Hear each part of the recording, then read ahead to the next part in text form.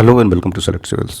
हम जो upcoming papers है 14 जेपीएससी या बैकलॉग या यूपीएससी उसके लिए जो इंपॉर्टेंट क्वेश्चंस हैं उसके जो रिलेटेड कॉन्सेप्ट्स हैं उसको डिस्कस कर रहे हैं।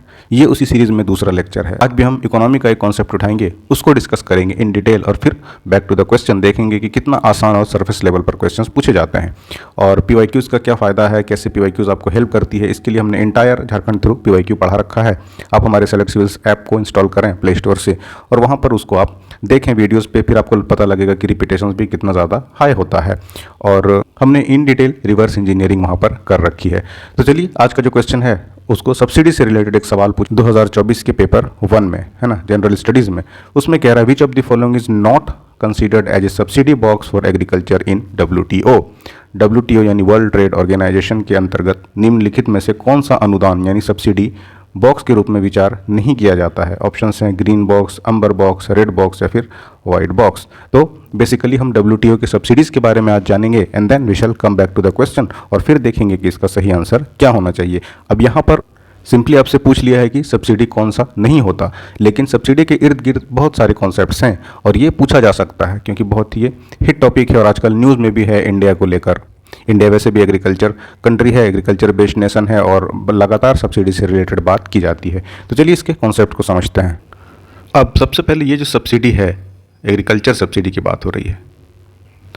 तो एग्रीकल्चर तो हर देश करता है, बी इट डेवलप नेशन हो या फिर इंडिया जैसा डेवलपिंग नेशन हो या इवन पुअर कंट्रीज़ भी हो। अब हर देश चूँकि खेती करता है तो अपने अपने हिसाब से इनपुट जो यहाँ के फार्मर्स को है अलग अलग देगा। कहीं पर अगर प्राइस किसी चीज़ का इनपुट प्राइस जैसे रेन का या फर्टिलाइज़र का कम होता है तो उसके किसान को आसानी होती है, उसके लैंड को अगर गवर्नमेंट सपोर्ट मिल जाता है तो प्रोडक्शन हाई होता है। उसी के अपोजिट अगर कोई डेवलपिंग कंट्री है या स्ट्रगल कर रहा है, वहाँ पर इनपुट कॉस्ट भी अगर हाई पड़ जाता है, ग्रेन्स की क्वालिटी जो है जिससे खेती होता है वो भी अगर उतना अच्छा नहीं है या मशीनरी जो यूज़ होती है वो सब स्टैंडर्ड कैटेगरी की है तो ऑब्वियसली क्या होगा, प्रोडक्शन कम हो जाएगा। और अल्टीमेटली जब ट्रेड होता है मार्केट में, जब चीज़ें बिकती है तो कहाँ से आया है, उसका सोर्स क्या है, डेवलप कंट्री से आया है या डेवलपिंग कंट्री से आया है या पुअर कंट्री से आया है, डजेंट मैटर। कंज्यूमर क्या प्रीफर करता है कि उसको जो चीज़ बेहतर मिलेगी वहाँ से वो परचेज़ कर लेगा। आप ही कुछ खरीदने के लिए जाते हैं, फॉर एग्जांपल आप ही शूज़ लेने जाते हैं। शूज़ में आप देखते हैं कि रेड टेप एक ब्रांड है। रेड टेप के जूते बहुत ही किफ़ायती कि यंगस्टर्स को प्रीफर करते हैं, तभी मैंने एग्जांपल लिया है ना। अब रेड टेप के जूते आप देखते हैं कि 1000 रुपये के आसपास लगभग लोगों को मिल जाता है। अगर आप मेट्रो सिटीज़ पे देखेंगे तो 10 में से 8 लोग आपको रेड टेप पहने हुए मिलेंगे। तो इर्रिस्पेक्टिव ऑफ कि लेदर वो कहाँ से सोर्स करता है या उसको सस्ता मजदूर मिल जाता है, कहाँ से मिल जाता है, कंज्यूमर ये चीज़ें नहीं देखती।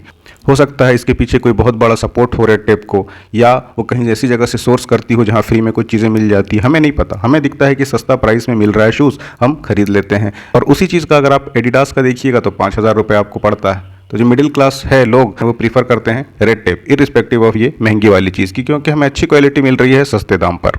तो ये कंज्यूमर बिहेवियर छोटे प्रोडक्ट्स में या पर्सनल प्रोडक्ट में चल जाता है, लेकिन जब आप एग्रीकल्चर जैसे चीज़ पर बात आती है तो इससे क्या है, millions of billions of life impact होते हैं। और इंटरनेशनली ट्रेड जब होता है ये, तो ऐसा ना हो कि किसी कंट्री को इतना अच्छा मिल जाए इनपुट कि वो बाकी जो डेवलपिंग नेशंस हैं या जिनको उतना अच्छा नहीं मिल पाया सपोर्ट, उसको आउट मार्केट कर दे। तो इसके लिए क्या किया गया कि ट्रेड डिस्टॉर्शन को रोकने के लिए एक एग्रीमेंट किया गया कि कुछ एक लिमिट लगाई जाए सो दैट जो मार्केट है वो डिस्टॉर्ट ना हो जाए और सबको फेयर चांस मिले अपने अपने प्रोडक्ट का बेचने का, और जो किसान भी हैं उनको भी जो सपोर्ट मिले वो प्रॉपर। तो जितने भी पार्टिसिपेटिंग नेशंस थे इनका एक एग्रीमेंट हुआ, किस पे, तो एग्रीकल्चर पे। ऑब्वियसली खेती की बात हो रही तो एग्रीमेंट ऑन एग्रीकल्चर 1995 में।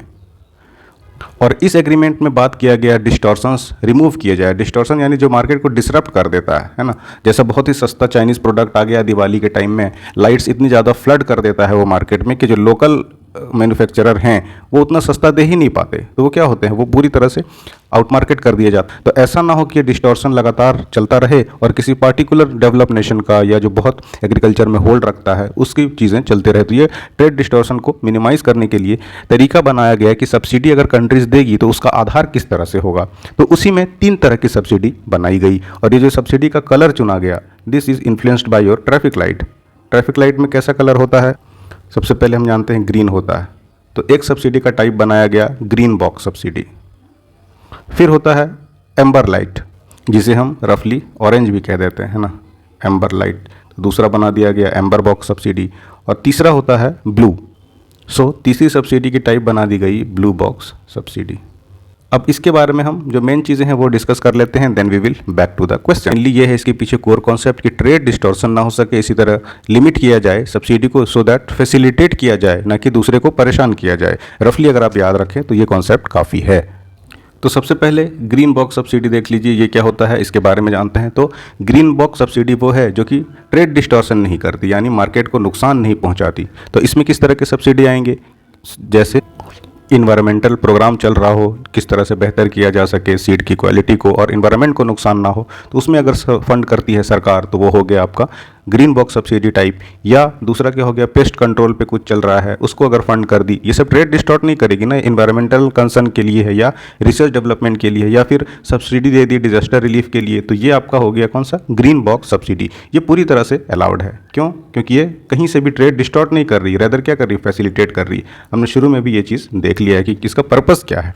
अब इसमें क्या है, दूसरा कंडीशन की जो ग्रीन बॉक्स सब्सिडी है ये हर हाल में गवर्नमेंट फंडेड होना चाहिए, और गवर्नमेंट फंडेड होने के साथ साथ प्राइस सपोर्ट की बात ये ना करता हो, जैसे एमएसपी। ये भी हम आगे देखेंगे कि किस में ये आता है, लेकिन ये प्राइस सपोर्ट नहीं करता। जैसे मशीनरी खरीदनी है तो क्या किया कि गवर्नमेंट ने बोला कि हम ग्रीन बॉक्स के अंदर हम कंसेशन रेट पे दे देते हैं कि किसान मशीनरी खरीद ले और उसको क्या करे, यूज़ करे अपने खेतों में। तो फिर ये तो डिस्टॉर्शन वाला हो गया। So this is not allowed. यहाँ पर अलाउड है जो फैसिलिटेट करे, that comes under green box subsidy, और ये होना चाहिए गवर्नमेंट फंडेड। और दूसरा ये आपके सीलिंग से, लिमिट से बियॉन्ड है, इसमें किसी तरह का कोई लिमिट नहीं है। फिर आता है दूसरा अम्बर बॉक्स सब्सिडी। अम्बर बॉक्स सब्सिडी आपका हो गया वो सारे डोमेस्टिक सपोर्ट जो कि डिस्टॉर्ट करता है मार्केट, यानी कि कंपटीशन को किल करता है, और ये प्रोडक्शन या फिर ट्रेड के उस पॉइंट पर दिया जाता है जिससे कि कंपटीशन क्या हो, अनफेयर होता जाता है। और इसी वजह से क्या है, अम्बर बॉक्स में एक लिमिट दी गई है कि आप ऐसा नहीं कि आप जो जितना मर्जी आए आप सब्सिडी अम्बर बॉक्स के अंदर देते रहें। जैसे ग्रीन बॉक्स में आप एमएसपी एज ए सब्सिडी नहीं दे सकते, ये सब्सिडी किसके अंदर आएगा, एम्बर बॉक्स सब्सिडी में। क्योंकि ये क्या कर रहा है, अगर मार्केट में बिके ना बिके, अगर आप प्रोड्यूस कर रहे हैं एमएसपी से, आपका प्रोडक्ट सेफ है, आपकी कृषि का प्रोडक्ट सेफ है, देन ऑब्वियसली क्या करेगी, किसान इसको प्रोड्यूस कर देगी। गवर्नमेंट उसको ऑलरेडी सब्सिडी दे रही है, तो एक तरह से क्या हो गया, वो इनकरेज कर रही है ना प्रोडक्शन के लिए, इसीलिए एक लिमिट के साथ एमएसपी इसके अंदर आता है। उसी तरह से इनपुट ऑन फर्टिलाइजर है, अगर फर्टिलाइजर पे गवर्नमेंट सब्सिडी दे दी तो वो किस पे आएगा, अम्बर बॉक्स में आएगा, या इलेक्ट्रिसिटी पे या फिर इरिगेशन पे, इस तरह का जो सब्सिडी देगी that will come under amber box. अब एम्बर बॉक्स में क्या है, लिमिट है 10% है अगर मैक्सिमम वो डेवलपिंग कंट्रीज़ के लिए, जैसे इंडिया, कि इससे ज़्यादा आप नहीं दे सकते हैं सब्सिडी, और जो डेवलप कंट्री है उसके लिए 5% है सब्सिडी एम्बर बॉक्स के अंदर। और इसी का एक एक्सटेंडेड वर्जन है ब्लू बॉक्स सब्सिडी, यानी amber box with condition is blue box subsidy. ये ऑब्वियसली ये और ज़्यादा ट्रेड डिस्टॉर्टिंग सब्सिडीज है, लेकिन इसको बांध दिया जाता है किसी प्रोग्राम से जो कि आपका लिमिट करता हो प्रोडक्शन को, और इसमें कोई ग्लोबल कैप नहीं है। ये जो ब्लू बॉक्स सब्सिडी है इसको जो डेवलप्ड नेशंस हैं, जैसे यूरोपियन यूनियन के नेशंस हो गए या यूनाइटेड स्टेट्स हो गए, ये यूज़ करती है, लेकिन इसमें कोई ग्लोबल कैप नहीं है। अच्छा, जो डेवलपिंग नेशन भी है सच एज इंडिया, यूज़ तो करती है सब्सिडीज़ को, लेकिन ये काउंट नहीं करती कि ये ब्लू बॉक्स सब्सिडी के तौर पर इसे यूज़ कर रही है। सो बेसिकली जो सब्सिडी का टाइप हो गया ब्लू बॉक्स, ये एम्बर ही है विथ सर्टेन कंडीशंस, लेकिन उन प्रोग्राम से जुड़ी हुई होती है जो लिमिट करता है प्रोडक्शन को, यानी प्रोडक्शन को लिमिट कर दे रहा है तो ऑब्वियसली ट्रेड डिस्टॉर्शन क्या होगा, कम से कम हो सकेगा। पर्पस भी यही है सब्सिडी का कि ये ट्रेड को कम से कम डिस्टॉर्ट करे। तो जब हम इसको कंक्लूड करें तो 3 तरह का सब्सिडी है, green box subsidy, amber box subsidy and blue box subsidy. अब आते हैं दोबारा हम क्वेश्चन की तरफ। कह रहा है कि विच of the following not considered A subsidy box for agriculture in WTO। तो काफ़ी हमने डिटेल में देख लिया है कि ग्रीन बॉक्स सब्सिडी तो है तो ये तो आंसर होगा नहीं, एम्बर बॉक्स सब्सिडी है तो ये भी आंसर नहीं होगा। अब यहाँ पर थोड़ा सा कैच है, रेड बॉक्स सब्सिडी या तो वाइट बॉक्स सब्सिडी, ये दोनों ही WTO की सब्सिडी नहीं है, तो यू मार्क आइदर, दोनों में से दोनों सही होगा।